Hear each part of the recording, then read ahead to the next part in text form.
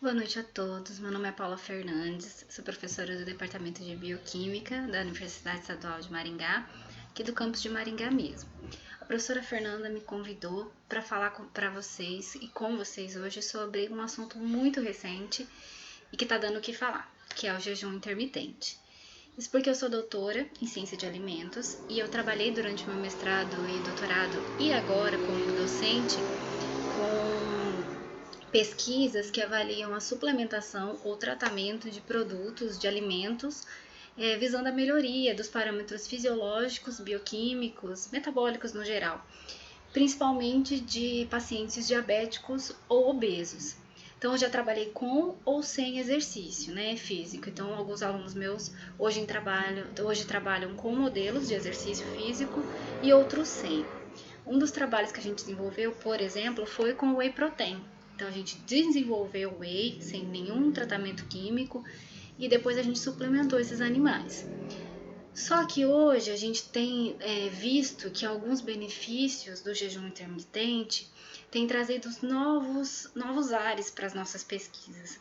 Então, eu vou falar para vocês sobre esse assunto porque vocês, como profissionais, depois de formados, com certeza vocês vão ter um aluno ou mesmo um paciente que vai vir com vocês: ó, professor, eu fui num nutricionista, ou olha, educador, eu fui num nutricionista e ele me passou uma dieta, então eu tô fazendo jejum intermitente e eu queria saber qual é o melhor exercício físico para eu fazer. É no jejum ou é nos dias que eu me alimento? Enfim, essas questões são questões que com certeza vocês vão se deparar. Então, vou falar um pouquinho com vocês sobre esse assunto. Então, nessa aula a gente vai falar o que é, então vamos conceituar o jejum intermitente, vamos ver de onde que ele surgiu e como que ele está sendo explorado hoje, quais são os principais tipos e quais as variações desses tipos. Então, é importante dizer que esse assunto é um assunto muito recente, então que ele tem constantes modificações. Tá? Então, eu vou falar para vocês os principais tipos, aqueles que já estão certos, e falar um pouquinho das variações desses tipos. Também vamos falar dos principais resultados. Então, quais são as vantagens, quais são as desvantagens, o que a gente tem de descoberta científica, sempre com apoio científico até hoje, tá? E algumas informações que eu quero passar para vocês que são muito importantes para quem quer fazer o jejum intermitente e para quem vai trabalhar com isso, com um aluno, com algum paciente, com alguma situação que vai lidar com esse jejum intermitente. Então, para a gente entender o que é, como conceituar o jejum, né? Onde surgiu essa expressão? Bom, o jejum é feito há muito tempo. Períodos de jejum são feitos há muitos anos, né? Há muito tempo. No entanto, com algumas religiões foi quando ele ganhou força. Por exemplo, com a religião islâmica, onde eles fazem aquele jejum durante um certo período, de 30 dias, que é o chamado Ramadã. E também algumas religiões que não fazem um período só de jejum, mas que trabalham com uma alimentação saudável para ter uma qualidade de vida e dentro desse programa de alimentação tem períodos de jejum, como é o caso da Adventista de sétimo dia. Tá? Então eles fazem alguns períodos de jejum e trabalham com alimentos, com uma alimentação equilibrada, com exercício físico, para poder ter uma melhor qualidade de vida. Eu vou mostrar para vocês quais foram os resultados também visando esse cunho religioso. E com base nisso tudo, pesquisadores começaram a observar que tanto durante o Ramadã, por exemplo, que era só um período, ou durante algumas populações ou alguma religião que usava o sistema de jejum, eles começaram a observar que eles tinham algumas melhoras em alguns parâmetros fisiológicos e bioquímicos. Então foi aí que começou-se a estudar e deu esse nome, essa denominação de jejum intermitente, que nada mais é que você realizar períodos intercalados de jejum e de alimentação. O que vai variar são os tipos, né, o período que você faz de alimentação e o período que você faz de jejum. E também qual tipo de alimento que eu vou consumir durante esses períodos de alimentação e também se eu vou fazer ou não exercício físico. Então, tem muita variação em cada um desses tipos de jejum intermitente, mas a denominação é período intercalado de alimentação e de jejum.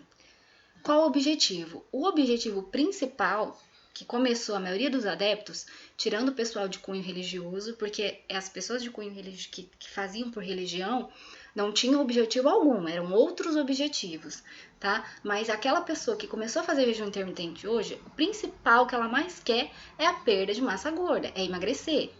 Só que com os benefícios que estão sendo estudados, os resultados objetivos obtidos estão mostrando que, além disso, vários parâmetros metabólicos estão melhorando. Então, a pessoa melhora a qualidade de vida, ela ainda tem prevenção de algumas doenças, principalmente marcadores inflamatórios, e está sendo observado que os principais resultados estão sendo naquelas pessoas que têm algum distúrbio, alguma doença, por exemplo, obesos e diabéticos. Tá? Então, essas pessoas têm ainda melhores resultados do que aquela pessoa que só quer uma melhora de qualidade de vida.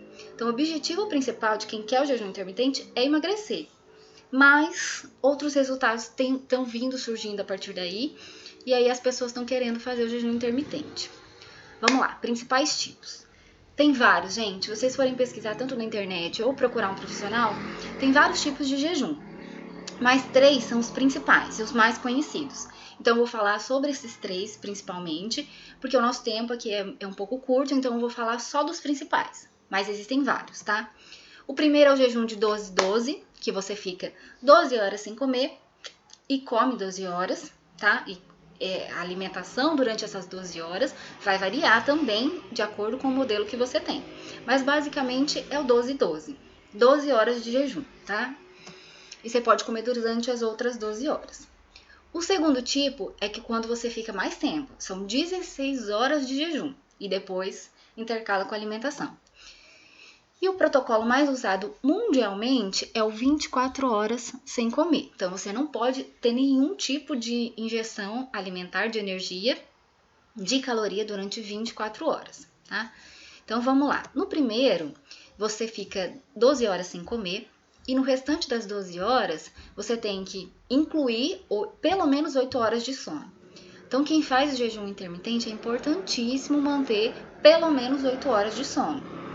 No segundo jejum, você fica 16 horas de jejum. E durante o restante das horas do dia, ou da noite, dependendo do tempo que você faz, você pode fazer de 2 a 3 refeições nessas horas restantes, também respeitando 8 horas de sono. E por último, que é o de 24 horas, você escolhe 1 a 2 dias na semana. Tem gente que consegue fazer mais do que isso, mas é 1 a 2 dias na semana que você vai ficar 24 horas sem comer. São 24 horas sem comer. Depois, no outro dia, você pode comer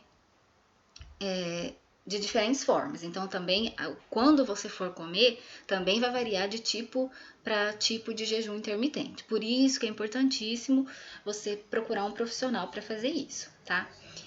Ah, professora, existem outros tipos? Sim, tá, galera? Existem muitos outros tipos. Tem gente que faz jejum de 18, tem gente que faz jejum de 14, tem gente que faz uma série de exames metabólicos para saber qual o melhor período. Tem gente que acha que é um rato de laboratório e ele mesmo faz uma experiência para ver quanto tempo ele aguenta. Então, tem muitos tipos de jejum intermitente. Esses 3 são os mais estudados e tem embasamento científico, então por isso que eu trouxe esses 3 tipos para vocês verem quais são os melhores resultados e como que essas pessoas conseguiram esses 3 tipos de jejum, tá? Então, resultados. A maioria dos estudos ainda são com animais, tá? E os dados vão mostrar resultados agudos. O que são resultados agudos? Quando você faz num curto período de tempo. Esse curto período de tempo pode ser um dia, tá? Ou mais dias, uma semana, por exemplo, tá? Ou 6 semanas. Então, são estudos de pequeno tempo, de pequenos períodos. Os crônicos são aqueles que vão mais tempo, 1 mês, 2 meses, tá? Dependendo ali do animal que você usa, você tem um tempo que você pode trabalhar. E os resultados são tanto fisiológicos quanto bioquímicos, mas poucos são resultados de comportamento. Então, poucos são os estudos que conseguem avaliar o comportamento, tá, desses animais e extrapolar para o ser humano. Então, são mais estudos bioquímicos, fisiológicos mesmo, tá? Já os estudos em humanos, eles são mais escassos, mas eles vêm crescendo cada vez mais, acompanhando a curva de crescimento do jejum, da popularidade do jejum intermitente. E os dados, eles são tem parâmetros bioquímicos e fisiológicos, mas eles são principalmente, o que a gente tem hoje, principalmente na literatura, são dados de comportamento. Então, como ele surgiu, por exemplo, com religiões, quando começaram a estudar foi com as religiões, eles avaliaram o comportamento dessas pessoas depois desses períodos de jejum que elas faziam. Mas já existem protocolos experimentais para humanos, já existem vários, e vou trazer para vocês alguns resultados também desses protocolos com humanos. Então aqui a gente consegue avaliar também o comportamento, o que é muito importante, saber se você muda estresse, se a sua fome é demais, que está te atrapalhando, se você tem dor de cabeça, se você está com maior ou menor concentração. Então tudo isso também é importante, tá? A gente avaliar. Bom, os principais resultados de tudo que a gente vê na literatura são aqueles relacionados ao jejum de 24 horas, tá? Então, em animais, o que a gente tem? O que mais aparece nos estudos? Redução considerável do peso desses animais e redução da glicemia, tanto em animais normais quanto em animais diabéticos, tá? A redução da glicemia é maior em animais diabéticos do que em animais normais. Os melhores resultados, então, são com esses portadores dessas síndromes. Estudo com os roedores também, além da perda de peso, esses animais, porque eles poderiam estar perdendo massa magra, por exemplo, né? Mas a redução de peso tem sido acompanhada com redução do colesterol total, do triglicérides, da esteatose hepática, que é extremamente importante, da redução da expressão de genes inflamatórios, ou seja, esses animais tiveram menor suscetibilidade de ter algum tipo de inflamação. Então, marcadores inflamatórios diminuídos são extremamente importantes. Hoje a gente está vendo, por exemplo, a epidemia que a gente está vivendo, a pandemia que a gente está vivendo do coronavírus, ele aumenta marcadores inflamatórios. Então, você ter uma redução desses marcadores, né, com jejum intermitente, se isso realmente acontecer em todos os estudos e está sendo provado em muitos deles, é extremamente importante. E benefícios, efeitos benéficos, inclusive na diminuição do risco de câncer, ou seja, os marcadores, como aqueles que aceleram a proliferação celular, também têm sido diminuídos nesses animais.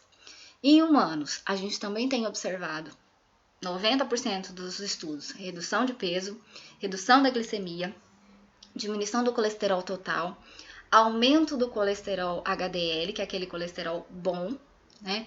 Que é aquele colesterol que consegue tirar a gordura ruim do nosso corpo. Então, aumento principalmente em mulheres, tá? E redução do triglicérides. Então, são resultados importantíssimos. Agora vem a parte fisiológica, que vocês acabaram de ver com a professora Fernanda. Por que a gente emagrece? Por que tanto em animais quanto ser humano está acontecendo isso? Se a gente for pensar, relacionando ao conteúdo que vocês acabaram de aprender, o jejum intermitente ele vai contra aquilo que a gente aprendeu. Então, vocês aprenderam em fisiologia, em bioquímica também, as situações metabólicas que acontecem quando estamos no jejum, no estado alimentado, com ou sem exercício. Então, o que acontece quando a gente está no jejum? A primeira via metabólica que é acionada é a da gliconeogênese, ou seja, síntese de uma nova molécula de glicose. Como a gente está em jejum, então essa síntese é feita usando principalmente substratos que não são carboidratos. Então, geralmente, aminoácidos, proteínas, glicerol e o lactato que você produziu durante algum exercício físico intenso, tá? E o mesmo piruvato, que é proveniente do metabolismo de carboidrato. Então, esses são os substratos para a gente fazer uma nova molécula de glicose. Então, isso acontece. Então, se eu estou fazendo glicose, professora, então como que eu vou emagrecer? Então, o jejum intermitente, no começo, ele vai contra tudo que a gente aprendeu. Mas o que está sendo observado? Com o passar do tempo em jejum, ou seja, mais de 8 horas de jejum, o organismo ele começa a trabalhar na defesa. Ele sempre trabalha na defesa. Então, o que ele fala para você? Ah, estou em jejum há 8 horas. Meu Deus, quando que essa pessoa vai comer? Eu não sei quando ela vai comer. Não sei se eu tô largado no deserto ou se eu caí num avião, tô numa floresta. Não sei quando eu vou comer de novo. Então, o que o organismo faz? Para de sintetizar nova molécula de glicose e começa a usar as reservas. É aí que entra o emagrecimento do jejum intermitente. Você passa a quebrar. Então, ao invés de acionar hormônios como o glucagon, por exemplo, você aciona hormônios de quebra, como é o caso da insulina. Então, você começa a quebrar glicogênio e começa a quebrar gordura. Então, é por isso que você começa a emagrecer. E é por isso que a maior parte dos resultados vem, então, na redução da glicemia e na redução do colesterol, tá? Ah, professora, mas o diabético, ele já não tem insulina. O que acontece? Geneticamente ou por algum motivo que ainda não se sabe exatamente, você aumenta a expressão da insulina, mesmo sendo diabético. Principalmente, lógico, no diabético tipo 2, tá? Que é aquele que ainda produz insulina, apesar de ser resistente a ela. O diabético tipo 1 é genético, né? É uma deficiência que você não produz mais insulina. Então, é mais difícil você ter resultado nesses pacientes, tá? Então, por que a gente emagrece? Porque você começa a quebrar suas reservas ao invés de sintetizar novas moléculas, tá? Aí vem aquele probleminha. Mas quando você começa a quebrar demais gordura, você produz, ou proteína, você produz corpos cetônicos. E eles não são tóxicos? Como é que a gente não conseguiria usar isso por muito tempo? O que os resultados estão mostrando? Que com o tempo o organismo está se adaptando a usar os corpos cetônicos ou outros tipos de substratos e consegue se adaptar e você não tem essa toxicidade tão exacerbada a ponto de você não conseguir realizar suas atividades. Então, na balança ali, as vantagens estão um pouquinho maiores, tá? Que mais? Alguns resultados em relação ao jejum modificado. Então, o que acontece? Ele é intermitente, ele é jejum de 24 horas, mas há uma especificidade do consumo de energia. Então, quando você vai se alimentar, você pode comer de 20 a 25% da energia que você precisaria regularmente, tá? Então, você limita essa quantidade que você vai ingerir de energia, tá? Então, é severamente limitado o período de jejum, mas não tem aquela ingestão de nenhuma energia. Você consegue ter energia, mas é aquela moderada. Então, o que acontece? Ou o profissional, ele fala para você que quando você comer, você vai comer tantos por cento de energia, tantos por cento de calorias, ou quando você vai estar no jejum, ele coloca a porcentagem que você pode consumir. Então, não é aquele jejum extremo. Então, você coloca a porcentagem que você também vai consumir. Então, ou você especifica o dia que você vai se alimentar, ou você restringe a porcentagem que você vai conseguir comer nesse jejum. Então, você fica em jejum, mas você pode consumir algum tipo de energia.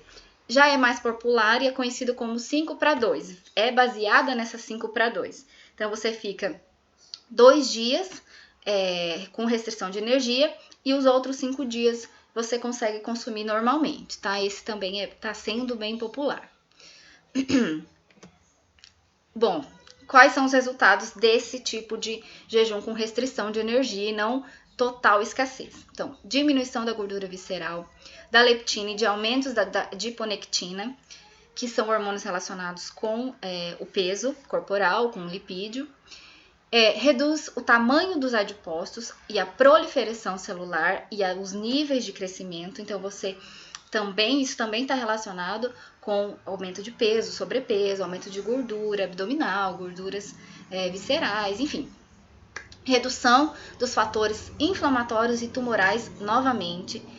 E esses pacientes muitos desses estudos com esse tipo de jejum mostram resultados mais psicológicos, ou seja, os pacientes, a maioria deles, eles resultaram, né? Eles mostraram uma redução na tensão, na raiva, no cansaço, na fadiga, aumento na autoconfiança e no humor positivo.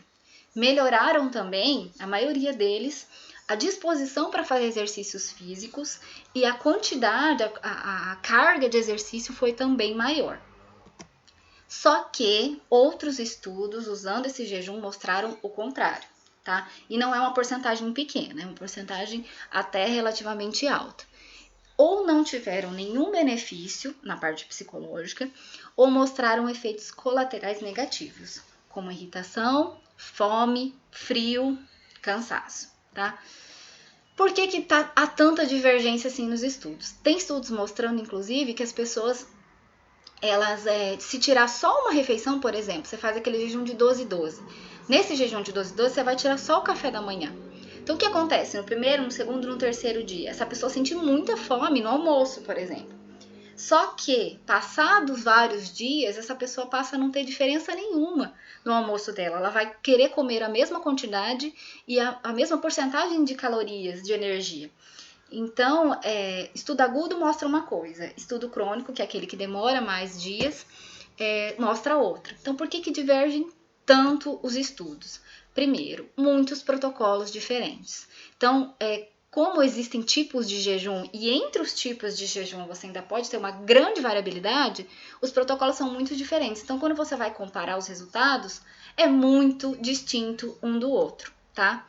Muitas vezes eles não levam em consideração coisas muito importantes, como o ciclo circadiano e a fisiologia da espécie estudada. Então, por exemplo, nós seres humanos, a gente se alimenta durante o dia, a gente produz hormônios que vão degradar os alimentos durante o dia e durante a noite são hormônios completamente diferentes. Então, o nosso jejum, nós somos feitos para o jejum noturno. Inclusive, aquelas pessoas que trabalham, por exemplo, durante a noite, quando elas são estudadas fisiologicamente, ela tem uma série de parâmetros metabólicos alterados. Hormônios do estresse são maiores, o hormônio do sono é todo confuso. Então, nós fomos feitos para comer durante o dia e fazer jejum noturno. Já os roedores, por exemplo, que são alvo de muitos estudos, eles se alimentam no período noturno.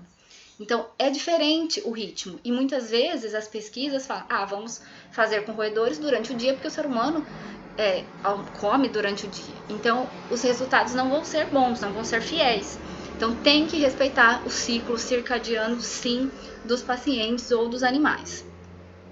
Muita falta de informação e não procurar ajuda profissional. Então, muitas vezes a pessoa faz o jejum, depois ela acaba falando, não, eu fui sim um profissional, posso participar desse estudo, respondem perguntas, questionários, que muitas vezes vão fazer, vocês vão trabalhar com isso nas pesquisas de vocês, no trabalho de conclusão de curso, né, o TCC, vocês vão fazer uma série de perguntas, questionários, então observem aquela pessoa que vocês estão entrevistando, porque ela realmente tem que estar no seu grupo de estudo. Então, essa pessoa que está fazendo jejum intermitente e respondendo esses questionários, ela tem que ter tido um estudo com um profissional.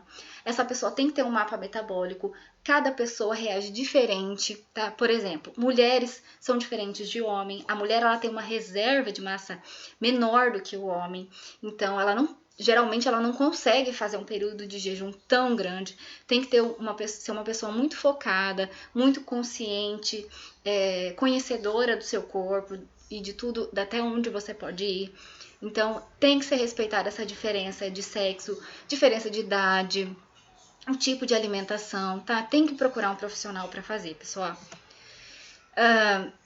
Além de, acabei de falar do metabolismo e da variação do sexo e da idade, tá? Então, o que eu quero passar para vocês que vão trabalhar com jejum intermitente, vão ter um aluno, estudem, trabalhem, vão atrás desses protocolos, tá? Façam uma pós nisso daí, porque é muito importante e vão aparecer pessoas com certeza, porque os benefícios são enormes, tá? Bom, é muito importante também o que a gente vai comer quando a gente estiver no período de alimentação, tá? É muito importante procurar um profissional, nutricionista, nutrólogo e ou endocrinologista. Então, como estão as suas taxas hormonais, tá? O que é melhor você comer? Geralmente, o que se faz? O que pode se comer no período de alimentação? Arroz integral, frutas, verduras e legumes. Agora, quais frutas, verduras e legumes? Também depende do nutricionista, do seu objetivo, quanto de peso você quer perder, ou tá faltando alguma vitamina para você. Então, depende. Mas, geralmente, frutas, verduras e legumes. Proteínas, aquelas proteínas de qualidade. Então, podem ser tanto de origem vegetal, quanto de origem animal. O importante é que sejam proteínas com baixa taxa de gordura. E por último, geralmente eles colocam tubérculos de qualidade, como o inhame e a batata doce. Sempre aparecem. Então, esses alimentos que eu coloquei para vocês são comuns em todas as dietas. Então, 90% dos nutricionistas vão passar esses tipos de alimentos para quem está fazendo jejum intermitente. Mas é lógico que o cardápio vai variar de pessoa para pessoa. O que a gente tem que evitar, que é comum? Alimentos industrializados, com certeza. O tipo de açúcar que você vai consumir tem que ser um açúcar de qualidade. Por exemplo, se a pessoa é intolerante à lactose, quando ela estiver no estado alimentado, esquece comer alimentos que têm lactose, né? Ou leite diretamente ou algum derivado desse leite. Então, tanto o açúcar quanto a gordura, quanto a proteína que você vai comer, também tem que ser muito bem estudada, mas evitar gordura. Não adianta nada você fazer jejum de 24 horas e depois sair comendo tudo que você vê pela frente, né? Não adianta, você não vai ter bons resultados. Além disso, você tem que procurar um profissional, ou um educador físico, ou um médico. O médico, principalmente se você tiver alguma doença, como diabetes, obesidade, doença cardiovascular. E o educador físico, gente, é extremamente importante, porque o melhor resultado é quando você faz o exercício durante o jejum. No entanto, isso também vai contra tudo que a gente aprendeu na fisiologia, na bioquímica, porque aquela pessoa não poderia de jeito nenhum fazer exercício físico em jejum. Mas atletas e pessoas que fazem jejum intermitente há um bom tempo, elas conseguem fazer uma carga até forte de exercício durante o jejum. Então vocês jamais vão falar assim para aquela pessoa, não, vamos fazer no jejum porque você vai ter ótimos resultados, né? Vamos fazer exercício no jejum. Vocês vão ter que pesquisar, vão ter que estudar muito bem qual é a melhor hora para essa pessoa fazer exercício e qual o melhor exercício para passar para essa pessoa, tá? Então, respeitar muito bem o indivíduo, tá? O metabolismo do indivíduo, até o limite que você consegue ir. Então, quem for fazer o jejum intermitente tem que procurar um educador físico, e se o educador físico não for especialista nisso, o certo, o correto é fazer o exercício no período que você, no dia ou no período que você comeu, tá? Não imediatamente após o consumo, mas no período que você comeu, tá? Pelo menos você não vai errar e nem vai colocar aquela pessoa em risco, tá, gente? E respeitar a diferença entre homens e mulheres. Isso é extremamente importante. Depois de tudo isso que eu falei para vocês, eu quero só agradecer, né, o convite da professora Fernanda. Quero dizer que eu vou passar esse material e outros materiais que eu usei tanto para falar um pouquinho para vocês, quanto muito mais informação complementar. Tem vários artigos e tem um muito bom de revisão que ele dá detalhadamente tudo que já tem publicado até 2018 sobre jejum intermitente. Depois de 2018 não houve nenhuma revisão ainda, tá? Depois desse estudo. Mas recente, já tem alguns artigos no Prelo que estão sendo publicados e eu vou mandar para vocês também o link para vocês estudarem e trabalharem mais sobre isso. O que eu quero deixar aqui para vocês é que vocês aprenderam em fisiologia situações normais, mas vocês têm que estudar além daquilo que vocês aprenderam. Vocês têm que ir atrás de pessoas, de grupo de pessoas que vão aparecer para vocês. Obesos, diabéticos, a pessoa que tá grávida e quer continuar fazendo exercício físico. O que está acontecendo no metabolismo dela? Qual a melhor hora para você fazer exercício físico? A pessoa vai fazer em jejum intermitente? Grávida pode fazer em jejum intermitente? Então, são questões que têm que ser estudadas, que têm que ser avaliadas e que vocês precisam, como profissionais, educadores físicos, estar sempre atentos. Eu vou deixar também o meu contato, meu e-mail. Se precisarem de alguma coisa, tiverem alguma dúvida, pode entrar em contato ou com a professora Fernanda ou comigo, tá? Agradeço a atenção de vocês, espero que vocês tenham escutado toda a nossa conversa aqui, tá? Fiquem com Deus, abraço.